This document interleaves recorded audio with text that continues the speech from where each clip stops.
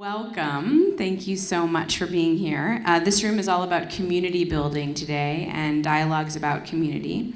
Today's panel is called Digital Communities for Educators.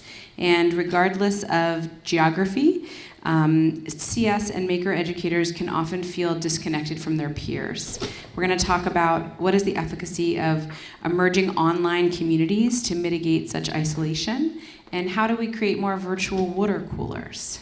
So, your amazing moderator today is Sarah Dunton. She is the Alliance Manager for Expanding Computer Education Pathways.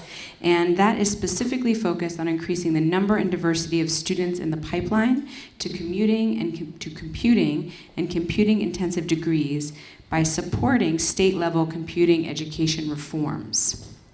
She is joined to her right. I didn't print anything, so I have to scroll through my phone. Sorry, I'm saving trees. By Josh Weisgrau, who is the Program Director for Maker Learning at Digital Promise Global, which is a leading portfolio of projects that work with educators to develop the next generation of creators and change makers. To his right is Joey Wilson. Joey is a senior educational consultant for the American Institutes for Research and CSL for All Teachers. He's a former engineer, high school STEM teacher, and nonprofit leader, and is focused on ensuring all students have equitable access to rigorous STEM and computer science education. And to his right, last but not least, is Christina Cantrill. She's the Associate Director of National Programs at the National Writing Project. She's been working alongside writing project educators since the early 90s, exploring the emerging possibilities of the internet and networked technology. We're going to do audience engagement, and the way that we're going to do it today is we're going to actually put up the microphone here, so you can actually walk right up and talk directly to the panel on the microphone. And what I would say is just to make sure you are close enough that they can hear you, and definitely come up to the microphone because of the fact that you will not be recorded on the video if you just speak out into the room, okay? Great, thank you. Is this on? Yeah? Welcome. So we're talking about communities, but we want to build a sense of community in this room. So there is the open mic. We'd like to hear from you, so we'll get this started, but then also throw some questions out to you. We want to make sure that as we're talking as a panel with our experiences, that we're also helping you build your digital communities or your local communities in CS and Maker Ed. So thank you for spending the afternoon, well, an hour of your afternoon with us. And we've had a lot of fun building this panel and sort of talking about defining communities and our digital communities in our work. So the first question that I'm going to throw out to the panel is, how do we define it? I mean, that's a big, community itself is big. How do you define communities? But then how do you define digital communities in your work? So why don't we just go down the panel, start with Josh. Are we? Yes, okay, I can tell. Okay, so I actually, I was asked to be on this panel and I had to take a minute and be like, communities, that's not a topic I've been asked to speak on. And then I was like, but yeah, I think I do that. So some of this is a little bit off the cuff. I was saying to Sarah right before this, I usually have talking points, and on this one I don't.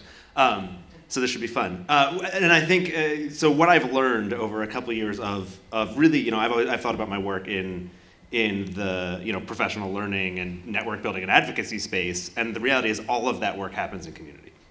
And so when what I don't think about is like where is this fixed position that community exists and exists for an extended period of time, but like where are communities kind of organically forming, and how can we engage with them and amplify them or help coalesce them? Because I think that's the that's sort of where the power lies. A community forms when it's needed, and it stops existing when it's not. And trying to put in, I think, when we started to see communities develop in some of our work, we tried to wrap artificial, walls around it, and that was the moment where we realized that doesn't work at all. So I think that's the big piece to me is I think a network can be built or a cohort can be convened, but a community has to sort of coalesce.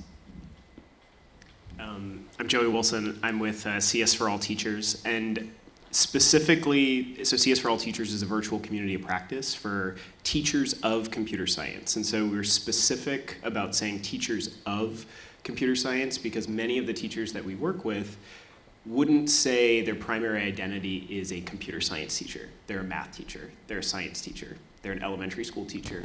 And this is something that, as of right now, is something that is added on. And so we're very cognizant of the fact that this isn't a primary part of their teaching identity.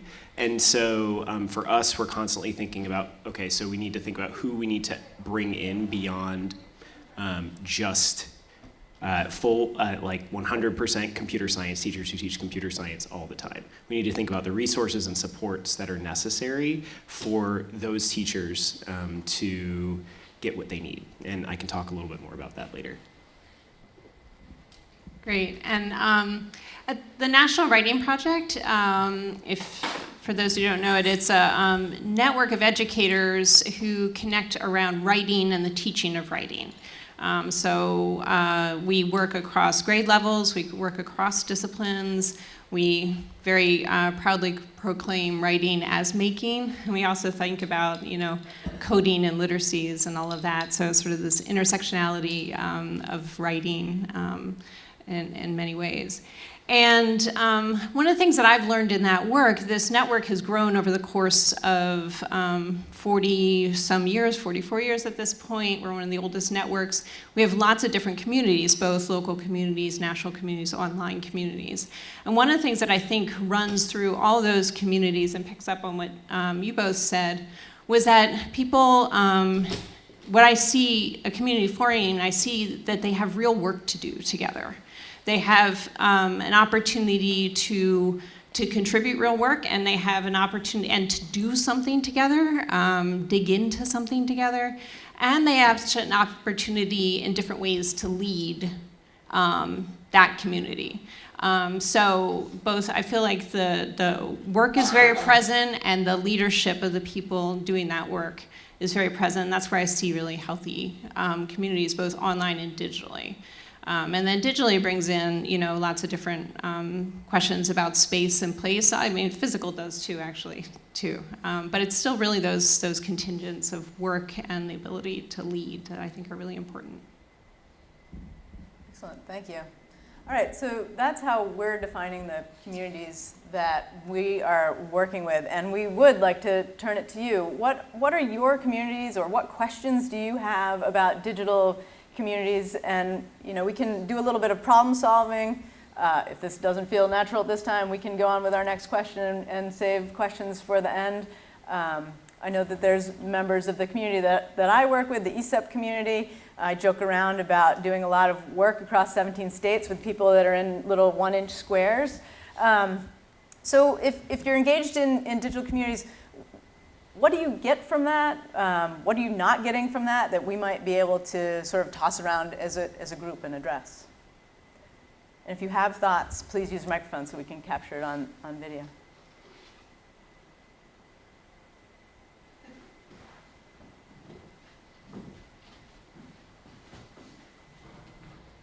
Hello, my name's Sean. So I run an organization called Bixel Exchange, where we work with a lot of tech companies and educators in the Los Angeles area to create career pathways to tech jobs.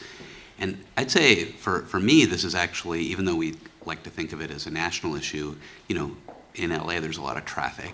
So we have a lot of the communities that we won't see each other if we rely on just doing things in person a lot. So I found that even in an area like tech where you'd expect everybody to be very savvy, and it's really hard to figure out even a method for doing it, right? People tend to default to like conference calls, which I think are really inefficient, and you can't really share a lot of information. There's not a lot of visibility. I guess for successful communities that you've created, what has actually been the methodology that you guys have found most effective to encourage people to communicate? I mean, has it been like a Slack channel, or has it been a combination of in-person meetings, phone calls, and some sort of technology. I mean, that's what I'm really interested in, because I have lots of communities that want to communicate more, but just aren't. Great, so that's sort of a platform and a logistical question. Excellent. Anybody else? We can sort of pile up questions and address them as we go.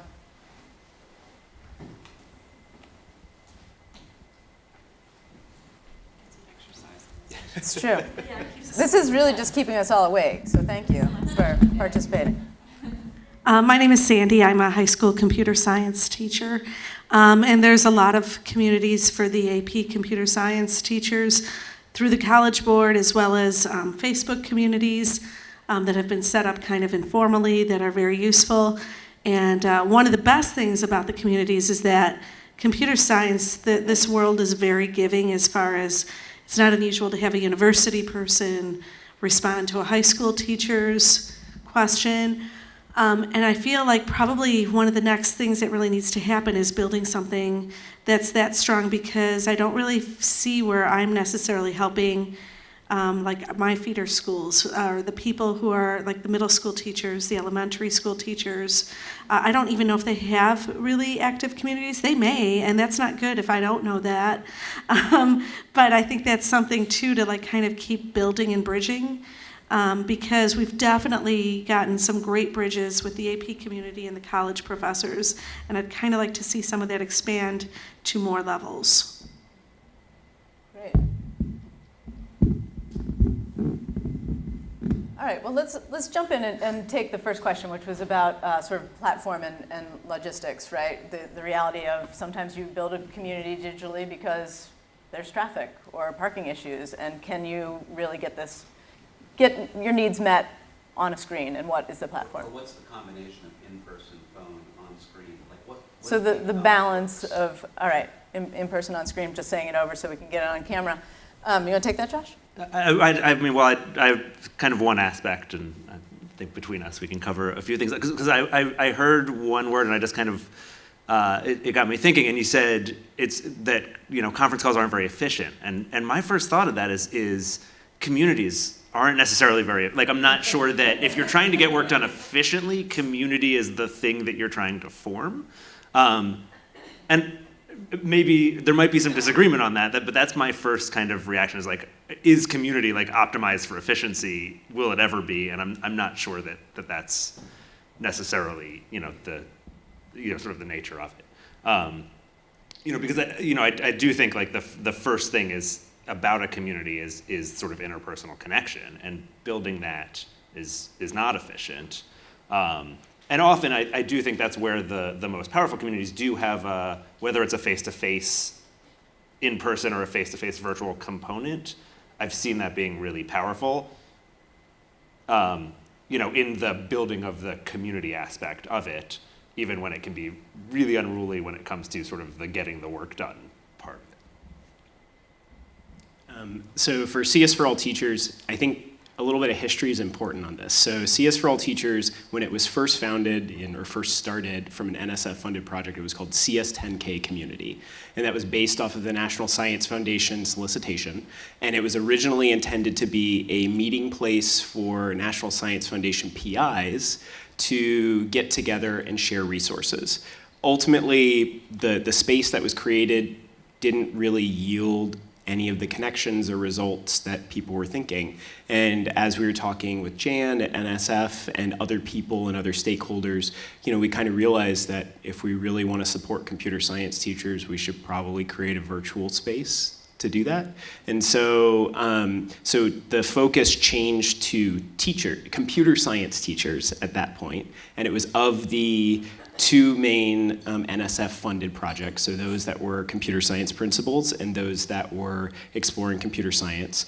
And then, with the Computer Science for All initiative, changed the name to CS for All Teachers and started to change the focus of it and the community itself to teachers of computer science pre-K through 12, because we started to see lots of questions. So we have message boards, we have webinars, we have Twitter, we engage in Twitter chats, we have asynchronous type stuff where we have community ambassadors who are teachers who represent these different communities, from AP Computer Science principals to Exploring Computer Science to middle school to elementary school to what we call Computer Science in the Wild, which is just sort of like, we have lots of teachers who just like to ask a random question, and so that's sort of where that goes.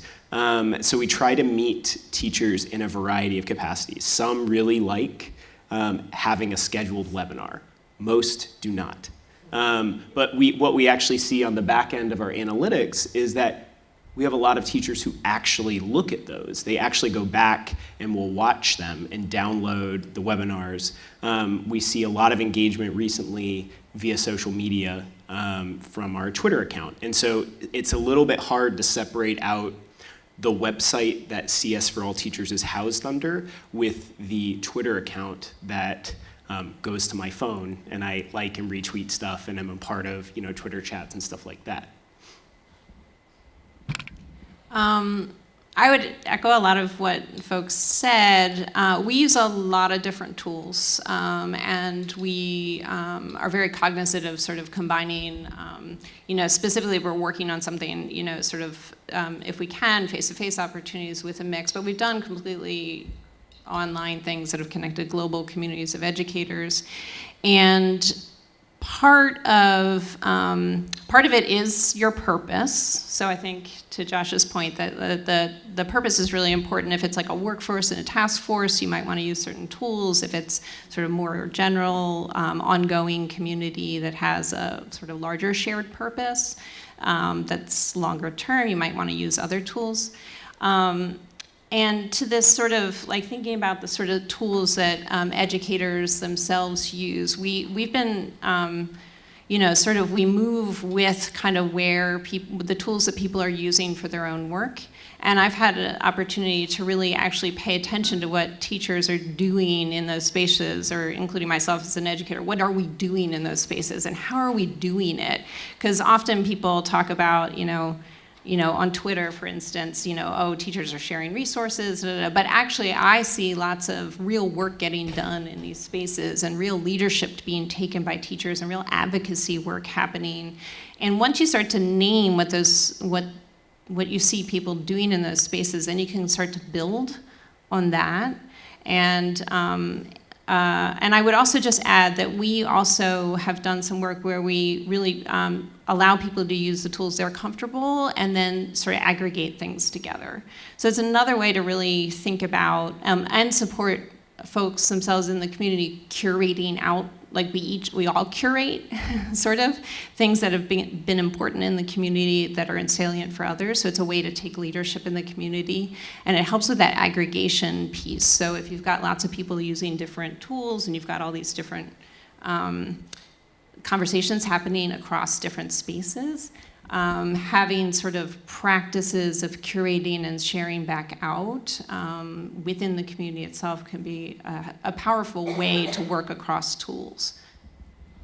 And I just wanted to add one thing about working across tools is, for instance, if we have a webinar, we promote it via Twitter, which is interesting because we actually have found that we don't have as much crossover between the people who follow our Twitter account and engage with that versus those who actually come to the site. So we promote via Twitter, but then we post the webinar on our website, and we have a follow-up blog post that has the resources that were curated from the chat box within the webinar, and also a link right there. So we try to do as much as we can to bring it all together depending upon where people are at.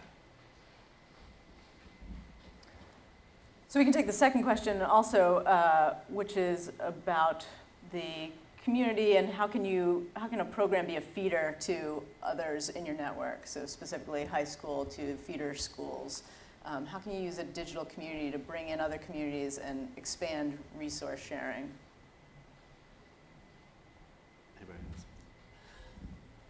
I love this question because to me it's like it speaks to what you find powerful in your own communities, and you're thinking about how you could design a similar experience for others. And that's one of the things when I study the way educators are using online spaces, I see them doing this sort of like oh, this has been really powerful for me, let me see how I could design a similar thing for others. So I think that's a powerful thing that educators are doing in these connected spaces, and actually should be encouraged to do, because I think that's how we build them, right?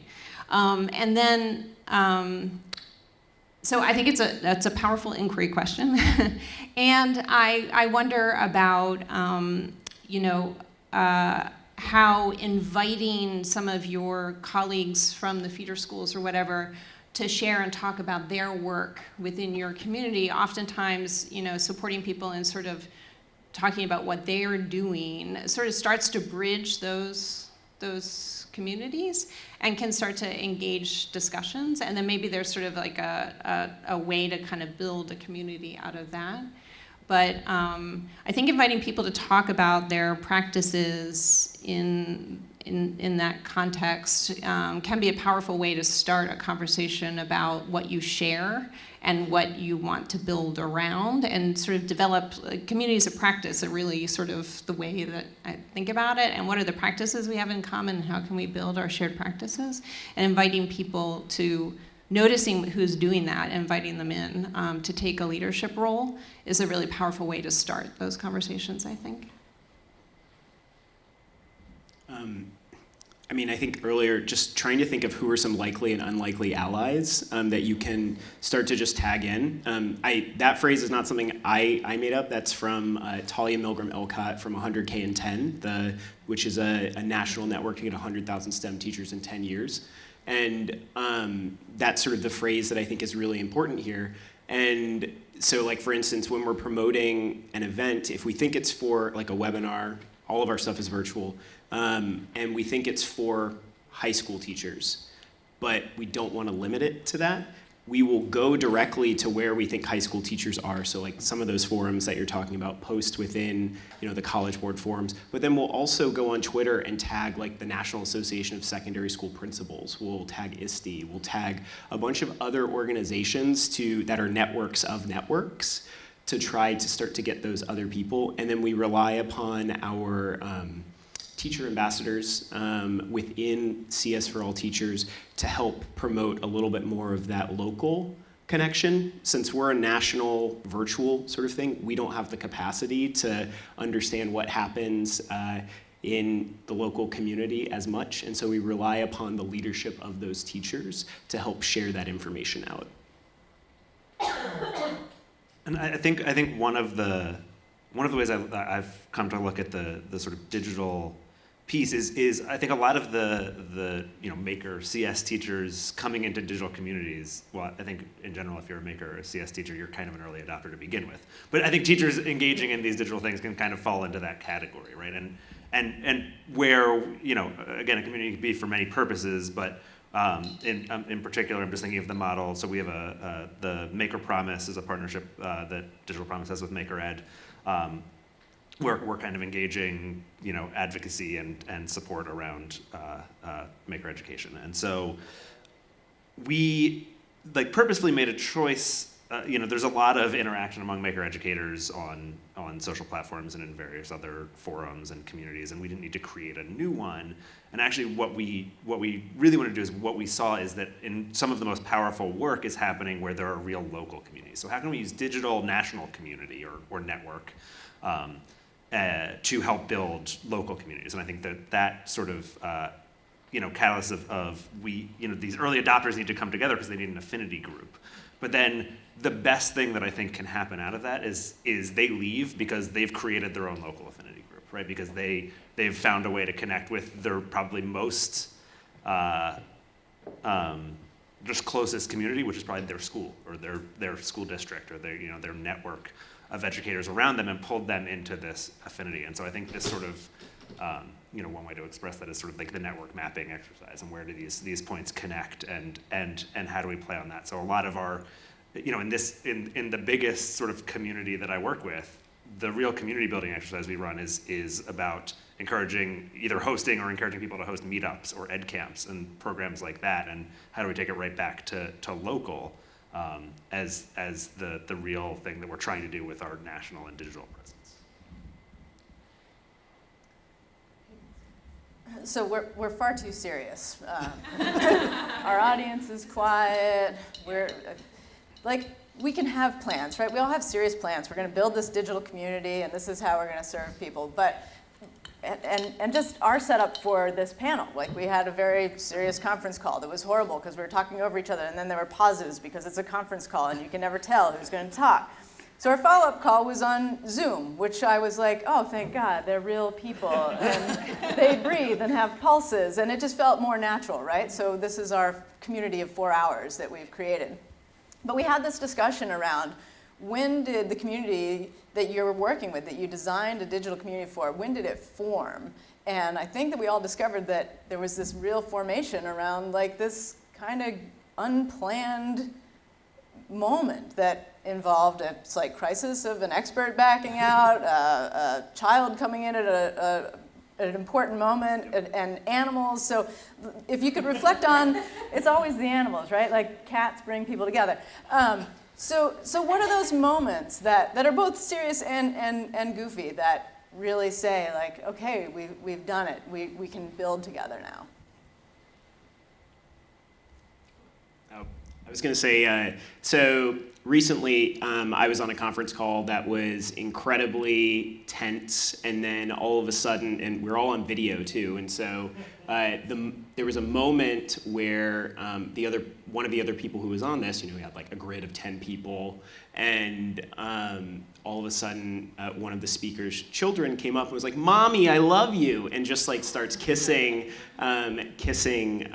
his mother, and the tension on this call and in this community just completely diffused, and it felt like real people again. And so that was sort of the moment, and I think it was sort of on our call, it was sort of the nice thing about a virtual space and a virtual community is that things don't have to be as formal as necessary. We were talking about, like, while we were having this call, like my dog, I have a little French bulldog named Carl Sagan, and so then we started sharing everything about that. It started to make us more human and started to create this human element where we allowed for these unplanned, spontaneous things to happen and to allow humanity to come into these webinars and these conference calls and everything else like that.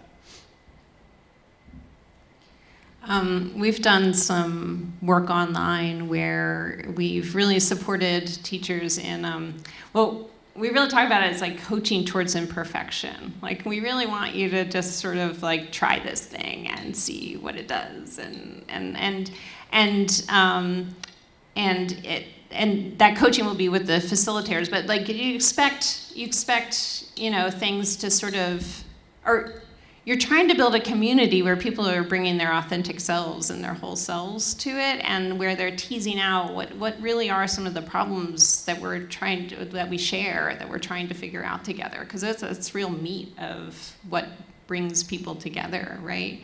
And so we often will actually like consciously facilitate, like, what would happen if we did this, or what would happen if we did that? And we often actually just, in a maker ethos, start by making something together. We're writers, and we often write together and start. And there's a little bit of vulnerability that comes with that, because we all have to suddenly like write and share something, and in online communities we do it too. Let's write, let's make something, like share it. And it puts us all in sort of like, starts to like make this space a more even space where we can be together. And I think that that kind of not having to have an expert, like really diffusing the sort of expert in that the community has this shared purpose, and everybody brings important things to the table. I do think that like creating things together can really help. And then, when your cat walks across the screen, and where, like all of that humanness comes into the space, and it's in that humanness where the problems of practice reside and the real work is. So I just love the mommy example, and I am wondering how Carl Sagan's doing too. So he's fine. Yeah, so another smaller program that we worked on was professional learning and research project with 80 sites, and this is a global project, which makes scheduling those calls very difficult. So, one of the things we were doing, we were really focused on like how do we provide all of this learning to these educators, right? That was the way we kind of went into this. But we also talked about like we're making a community out of them, and that was not happening. We had this forum space that we paid way too much money for and nobody was posting on. And we would have these, but then we would have Zoom calls that were like expert webinars, a design thinking expert or a making fabrication somebody would come on, and there was a few months into this, we were doing them about once a month. One of those people just had to back out of a live call, and we were like, well, we've got a bunch of educators who are about to tune in, and so we just decided to call it a social and make it on that topic, and then that kind of, I won't say it that was the moment where it sort of started to be a community. Everyone who was on that call, at least, which internationally is never everybody, because it was 3 in the morning, but it really catalyzed something which actually then spurred a little bit more in the forum space, which still, I think, I question whether those ever become, how robust those become in the traditional forum platforms, if you're thinking about forum. Maybe that's a question for the audience who's had a great experience with a quote unquote like forum based community. I'd be interested to hear. But that moment of just kind of realizing that like we got great feedback on the experts, but mostly a lot of people were tuning in after the fact. And once we turned to this social framing, all of a sudden we recognize like, oh, this is what community is, and like they are, the participation just changed. Great, so sort of building on that, we also talked about how do you define success? What is success for your community, and what are the layers of success?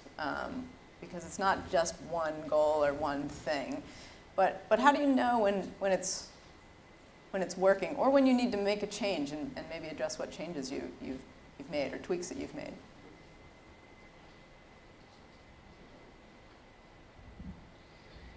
I do think, like I said, I feel like the healthy and successful communities I've been a part of, people have sort of a shared sense of purpose and ways to contribute and ways to take leadership. So I feel like that, and those communities can be small communities that just exist for a little while. They can be ongoing communities. So the ways people contribute, the ways they take leadership might shift over time and morph. But I do think that is where we see healthy, successful communities. I was also thinking how. This ties to something I brought up before when we were planning, but there was a moment in our community, in our history of building online communities, where a colleague of mine, people were talking about the lurkers. Like, there's all these people participating, but then there's all these lurkers out there, and like they're not adding anything, they're not posting anything, And she said, they're not lurkers, they're readers. And it was just such a profound shift, sort of like moving to like, okay, away from deficit into, like appreciative stance towards this. And then I think that like being able to think about, oh, right, there are people interacting in different ways with this community than maybe the way that we put out there, or like how this, there's like a variety of ways to participate in this community. And then what we started looking for is resonance that go beyond the community. So one way to sort of look for success is to see, is stuff from this community showing up in other places and other spaces? Because it's not always just that community and all the stuff's happening right there, And once you start looking for resonance, then you can really, and you have to look at analytics and all that, like that's important too. But it's also important to really think about like, oh, where do I hear people talking about this? Where do I hear this idea? Where do I see this being picked up? And to note that and think about that's part of the community, that's part of successful community building is when you start to see that. And it's also a way to continue to develop the community is to notice where the resonance emerges, I guess. I think when we first started, we were measuring success solely on number of users and like how many message board posts there were and how many resources were posted on there. And then we started to realize that we didn't actually have a firm understanding of who the people who were signing up were because some of the profile information was inadequate. And so we actually just recently did a survey and we're still analyzing all the data, but not surprisingly, most of the people who were on there were teachers of computer science who have taught computer science for less than 5 years. It was something like 80% of the people who have signed up have taught computer science for less than 5 years. Something like, I think 30% have taught it for less than a year. And so there's this sense of you don't know what you don't know, but we can see, user time, they're waiting, they're looking at various pieces of the website. And so it's forced us to rethink, what does that mean? How do we measure the success of this? Because we see people are downloading it. That resonance that you're talking about, we see on social media that we're getting a lot of teachers and organizations and other networks of networks who are tagging us in things to share with our network. Which is kind of cool and was kind of an unexpected organic thing that we haven't actively reached out or asked them to do. The other thing that I think in terms of success is we formatively measure stuff. So after every single webinar, we have an optional survey that people can take. And for our community ambassadors who run each of these webinars, so each of our teachers are the ones who run these and facilitate them, they get formative feedback on how the webinar went and how teachers whoever were the participants thought the webinar went, so then that they can see how to improve their practice later on. And then that has sort of led us to sort of rethink how we do webinars. So for instance, we used to just we set this sort of blanket goal of having webinar participation of at least 30 people every single time that we were doing it, which was an incredibly lofty goal. When your blanket audience is pre-K through 12 teachers, computer science across the entire country, and sometimes the topics are a little broad.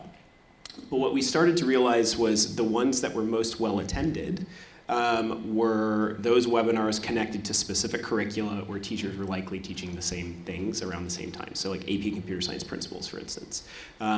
We regularly have 60 to 70 teachers who show up to these webinars and are engaging because they're about topics that are applicable to their daily practice. The ones where we have fewer people who show up but have a similar number of downloads are those that are really interesting but would require a teacher to think about how to engage with it a little bit more. So for instance, we had a webinar recently on virtual reality where some teachers were just interested in doing this, and we had a follow-up, and it was interesting because about half the participants came to the original one, which is one of the first times where I felt like we actually had sort of almost like a series of events, and we had continued crossover.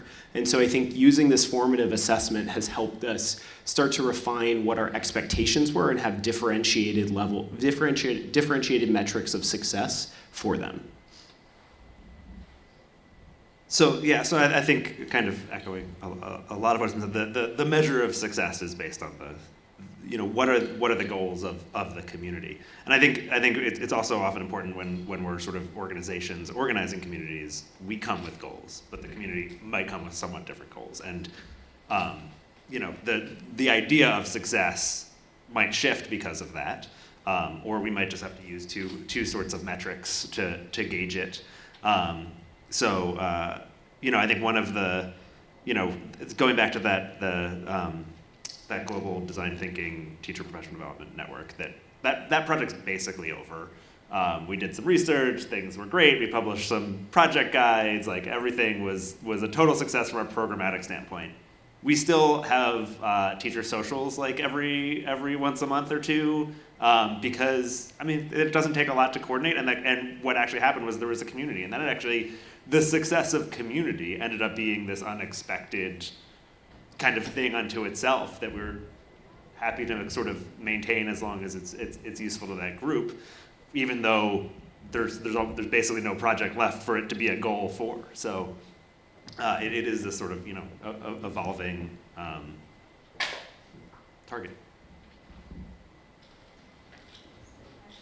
You guys kind of touched on this a little bit, but I'm just curious, can you just talk a little bit about communities over time, like what it was like at the beginning, in the middle? It sounds like y'all are pretty established. If there's long-term looking forward, like, what is that evolution like, and how are things different at different phases?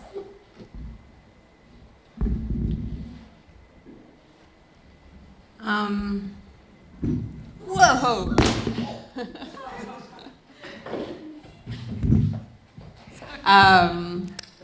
No worries. So. There, you got it. That's right. Right. And now we're a community.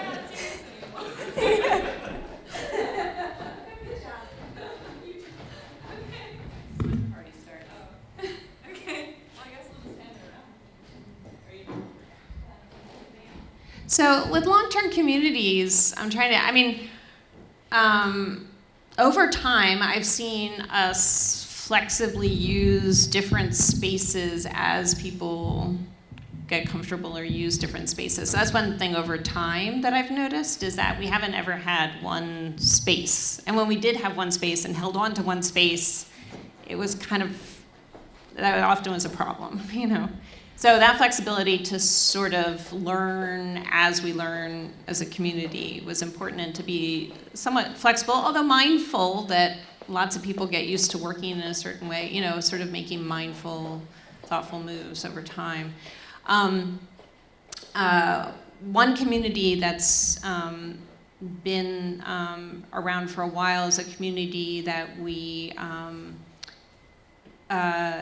fostered in a very traditional, I wanted to mention this one because it's in a very traditional discussion board space, with threaded discussions and the whole thing, and it's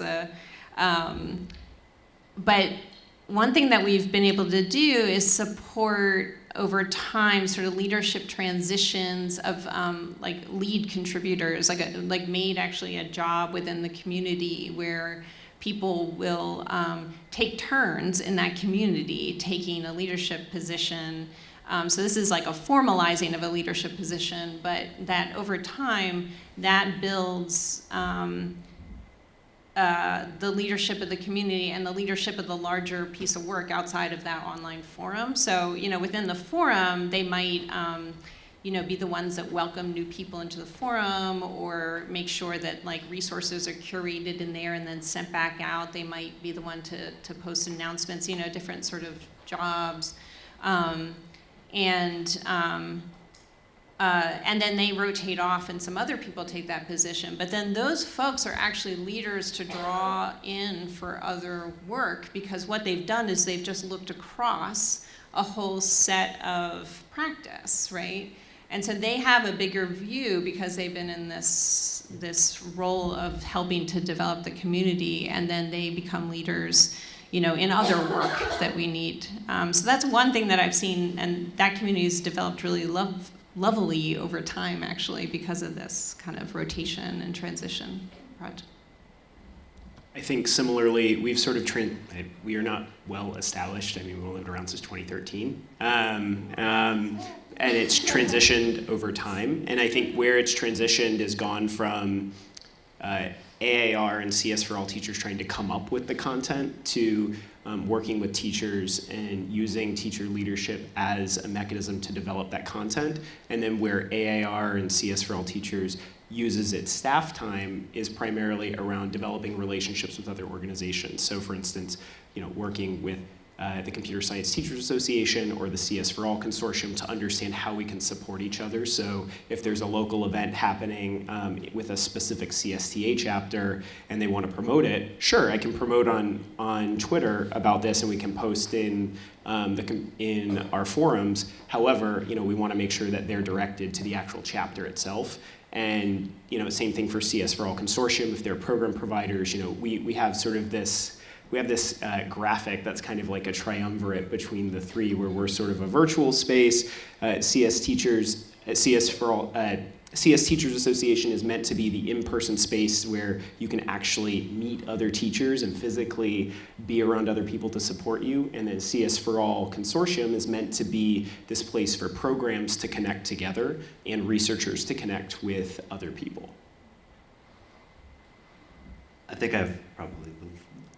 He's been 2013. I've been at this since like 2016. So I don't have a great longevity question or answer to the longevity question. I think I was really interested to hear these answers, and they echo some things even sort of that I've learned and I think have come up sort of repeatedly through this conversation. Are things sort of like the community kind of coalesces where it coalesces, and like if you sort of try to drag it somewhere to maintain its longevity, that's not going to work, right? And sort of meeting people where they are is the way that you create things. And also, I think as Joey talked through this, that it's going to change, right? The nature of it will change, and if the goal is to lock it into one thing, that's probably not the recipe for long-term health. I would say also writing your proposals that support this, like your funding proposals, that with enough flexibility that you can do that. Otherwise, you are dictated by those.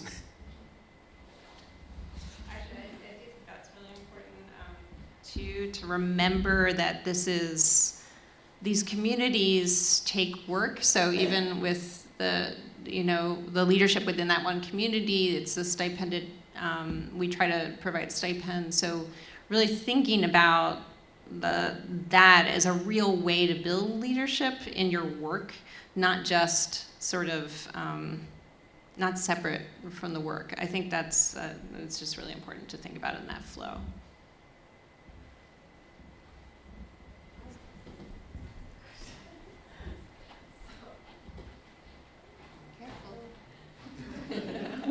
My question is, what if that community, so we tried to do a community and we tried to do technology and our teachers basically went to WhatsApp. So is there anything, obviously it limits what we can do, right? We can't have like webinars on WhatsApp, but there's a community there and they've formed. So yeah, like we're struggling now at this point, like should we try to take it to somewhere else or just leave it there? And so I guess I wanted to hear your thoughts on that. I think if the teachers are coalescing there, that's like the best place to meet them. To start with there, and then if you want to host a webinar, you still can, but you don't necessarily have to have. You just have to have an account to create whatever webinar you want to do, and you can promote it within that network. I think trying to force an entire community to adopt a platform doesn't really work well. We get a lot of feedback on ours that teachers don't want to sign up for it. We have 6,000 teachers that are on it now, but teachers don't want to sign up for it because it doesn't have like a Google sign-on, which is fair, and I get it. So that's like, these are very real considerations that we're thinking, but I think if that's your teacher audience, you gotta start there and then solicit their feedback, like actually asking them, well, what other platforms or what other places could you have some of these webinars or other types of events that you're looking for? And I think the most, kind of the most important thing to remember is the community is the people, not the platform, right? And so if that is the platform where the people are, then don't, use it. And maybe, right, like a community can exist, and Christina said this as well, across multiple platforms. And so, you don't have to say, it's time, we're gonna pick up, we're gonna, pull up our roots and go over here. But hey, on the WhatsApp group, like, if anybody wants to like see somebody face to face, like we'll be over here at this time, come join us if you can. And maybe it goes somewhere, maybe it doesn't, but it doesn't it doesn't take away from the community you have. It just adds another thing, and maybe it works and maybe it doesn't, but it's always, I think, worth a try. Yes, all of the above. And I think that I would wonder, like some questions that I would ask is sort of what are people doing in that community?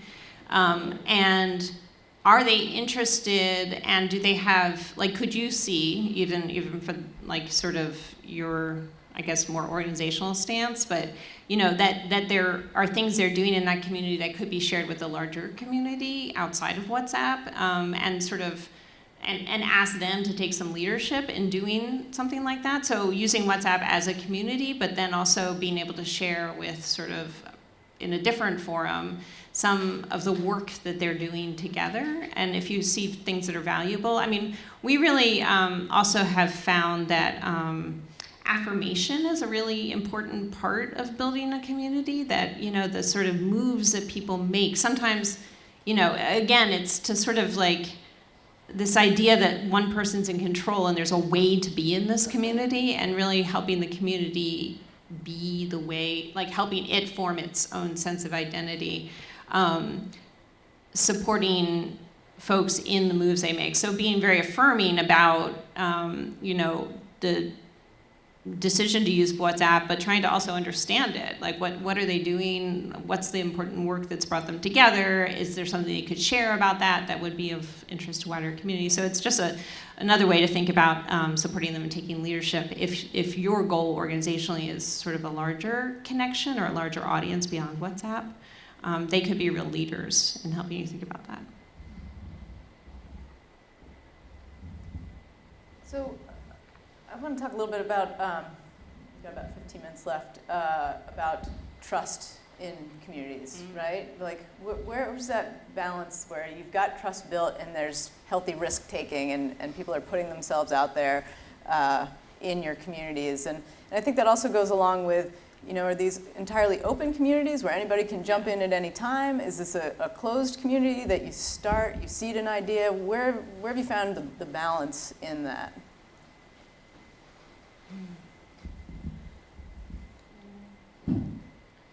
So I can tell you where it isn't right now. So on our platform and our site, I would say the place that has the least amount of activity is probably the forums and the discussion boards. It's not that people don't look at it. Like, we have our teacher ambassadors who post stuff, and they regularly are complaining, how do we get other teachers to just respond to it? But we've realized that most of the teachers are first-year computer science teachers or second-year computer science teachers, and they're sort of in the space of they don't know what they don't know. And so they're using that post, which has, you know, 10 resources, and they're clicking on those links. So for us, like, the trust on the forums isn't really there. People don't feel vulnerable enough. But what's interesting is, in comparison on our webinars, our chat boxes in the webinars are just like constantly flowing with resources, and people are like, oh, have you seen this thing? Have you talked about this? Oh, we've got this question. And it's haven't quite figured out what the difference is, other than they know that there's another person right there that they can interact with, is the only thing I can think of right now. Yeah, I would echo a similar experience. I think you know, I think what we found in this, the program with the forum and the webinars and the socials, go back to that one, is when people were posting in the forums, what they would do is they would share something really successful. Here's the great example of the thing that I did or my students did, right? Because that's really safe. And it really took the, you know, a little bit on the webinars when, you know, they'd be on the screen. It was, you know, even when it was the expert format, again, you could see a little bit more of the, you know, the last questions that present a little bit of their challenge, a little bit more, there's a little bit of building trust, and then moving to that just fully open format of social. And I think a big component of that is there's a big difference between kind of seeing someone's name and seeing their text versus seeing their face on a screen, or even just hearing their voice. And I think, you know, there's a scale thing there, right? I mean, when we talk about communities, we could be talking about 6,000 people, or we could be talking about 10 people, right? And one is a lot easier to put a bunch of faces on a screen in a way that is meaningful and builds trust. But I think that's just the nature of it. I mean, there's a certain level of openness. There's probably a cap on that at a certain kind of scale and a certain type of interaction. And so understanding, and that goes to the open closed question, right? Like, how do you form whether if a goal is that more open, trusting, transparency, are there some sort of subgroups within the community where people can have these closer interactions, and how do you cultivate those sort of aspects?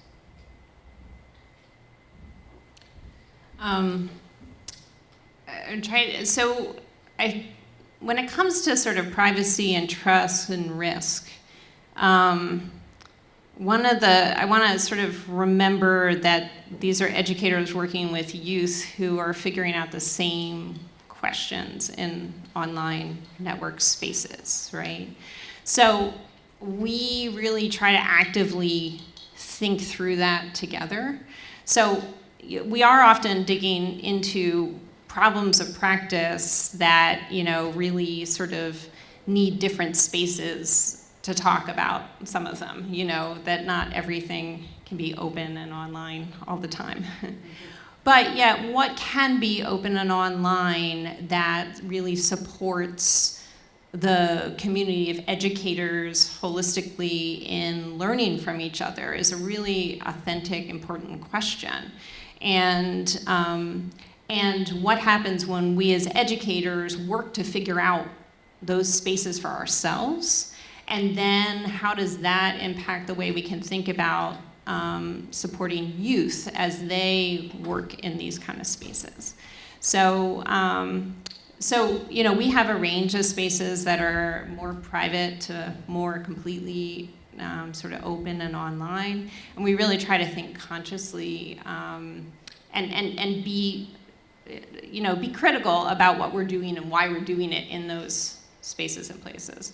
And it reminds me actually of this wonderful webinar, like when you guys were talking, I realized that we had this one sort of online discussion, a group of teachers talking about their work, and we had a related Twitter feed where people could comment. And usually the Twitter feed's kind of quiet because most people actually are looking at these webinars or downloading the podcasts of them later. We don't have a lot of live interaction necessarily, and we're not necessarily expecting it.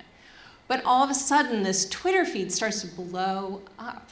And I realized that it was Janelle's students in Texas, and they were watching their teacher on this online webinar, and they had been practicing their online skills, actually through using some of KQED's resources. They'd been practicing their skills of being online participants and community, and then they just start blowing up the Twitter feed.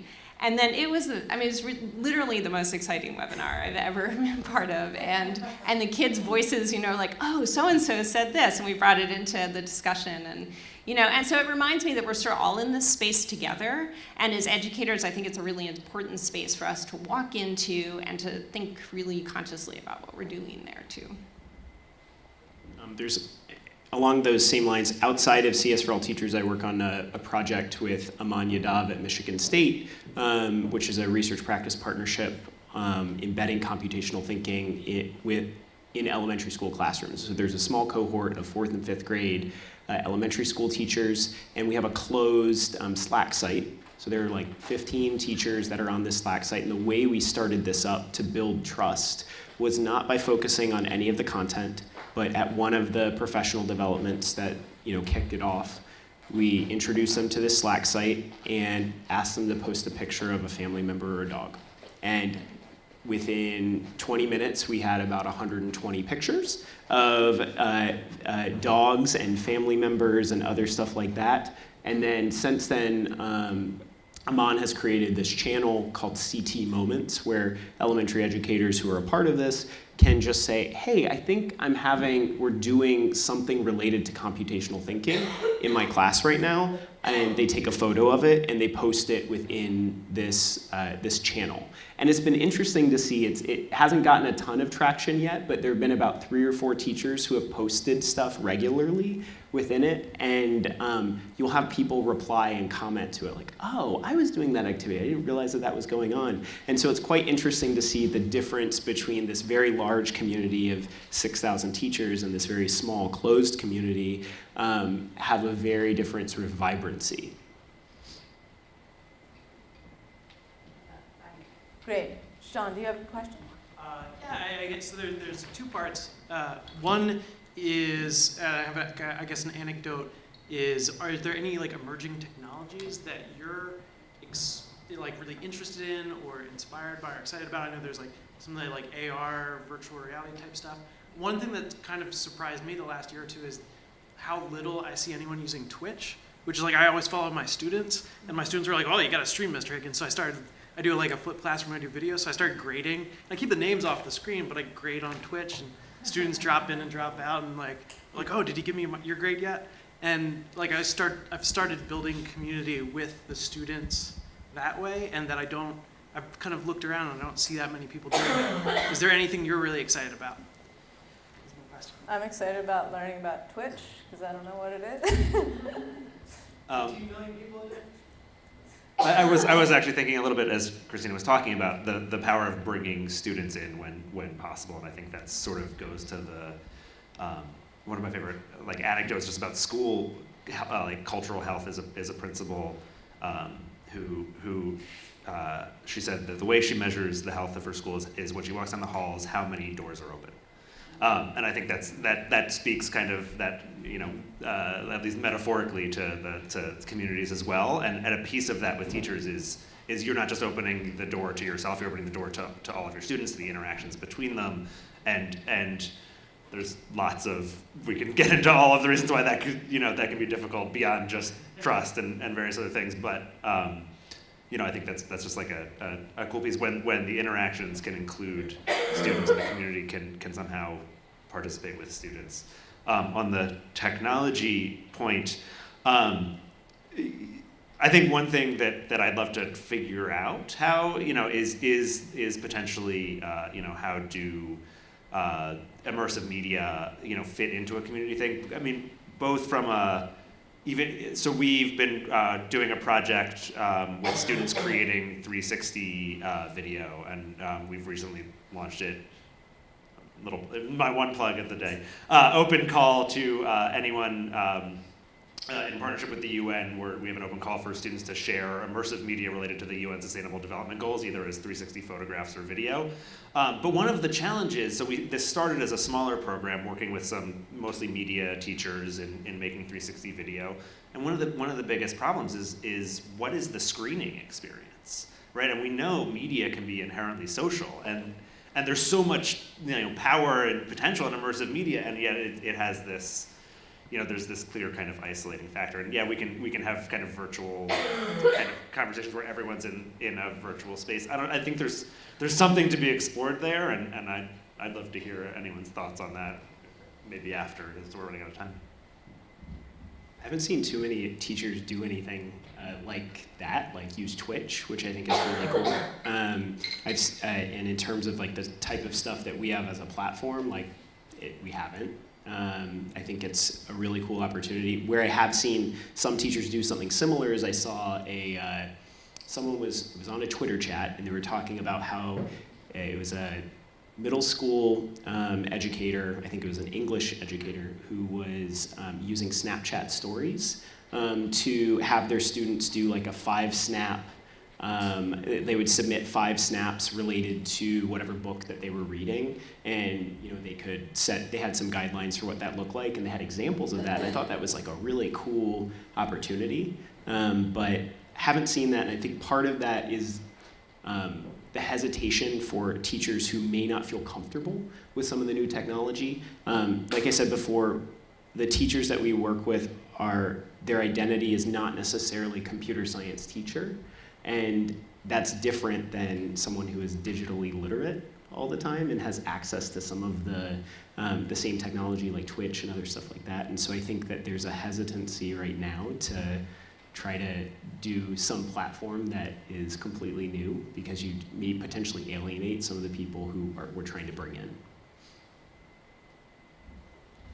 So my first question is, would you share some of the work you do with your kids on a website called The Current that we run, thecurrent.educator.org, educatorinnovator.org, because I think it would be lovely to learn from you about how you do this and how you develop that work with the kids. So that's one ask.